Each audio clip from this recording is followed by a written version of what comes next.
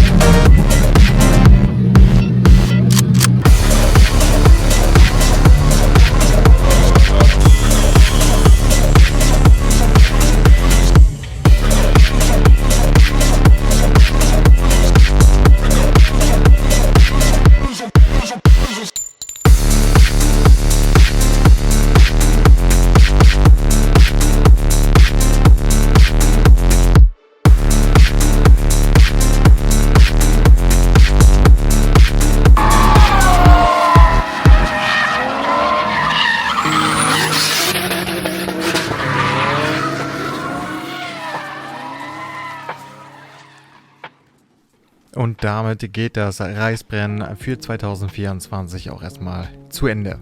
Das sind die Szenen, die ich euch zeigen wollte. Viel mehr habe ich auch gar nicht mehr so im Gepäck. Ich hoffe, ich konnte euch so einen kleinen Einblick zeigen, was man hier sehen konnte und was einen erwarten konnte. Und ja, das mit den Driftshows, dass man sich dort selbst in einen solchen Boliden setzen kann, das ist natürlich schon was Besonderes.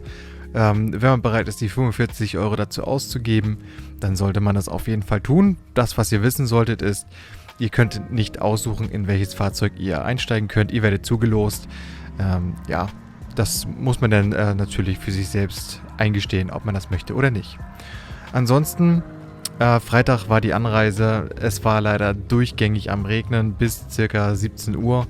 Das hat natürlich ein bisschen an der Stimmung genagt, nichtsdestotrotz. Es war am Abend eine super schöne Stimmung. Die Sonne kam wieder raus und jeder hat dann wieder sein Ding gemacht und war in Feierlaune. Und ja, das war dann am Samstag noch genauso.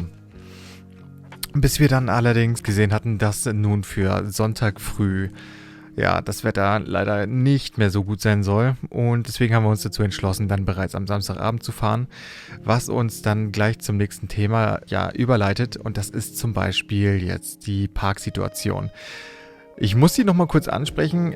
Ich habe das aus den letzten Jahren eigentlich eher so erfahren, dass wenn man dann um 10 Uhr am Sonntag dann losgefahren ist, zumindest aus dem Infield, diesmal waren wir auf dem VIP-Platz, dass es dort eigentlich relativ geregelt zuging, was die Abfahrt anging. Jetzt allerdings mit der Abfahrt aus dem VIP-Bereich und auch aus sämtlichen anderen Bereichen war die Situation noch sehr chaotisch.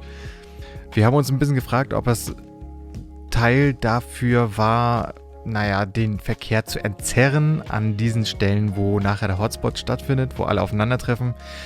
Wir sind uns da nicht so ganz einig. Auf jeden Fall, es hat sich sehr chaotisch angefühlt und ja, ich hoffe, für die nächsten Jahre gibt es da andere Möglichkeiten. Aber ich weiß aus Erfahrung und auch von anderen Erzählungen, dass das jetzt nicht unbedingt das erste Mal gewesen ist.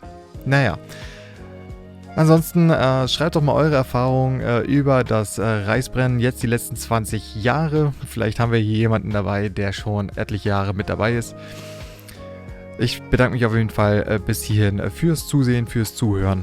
Und dann sehen wir uns hoffentlich beim nächsten Mal, vielleicht wieder beim Reisbrennen oder bei einem anderen Event. Bis dann und ciao.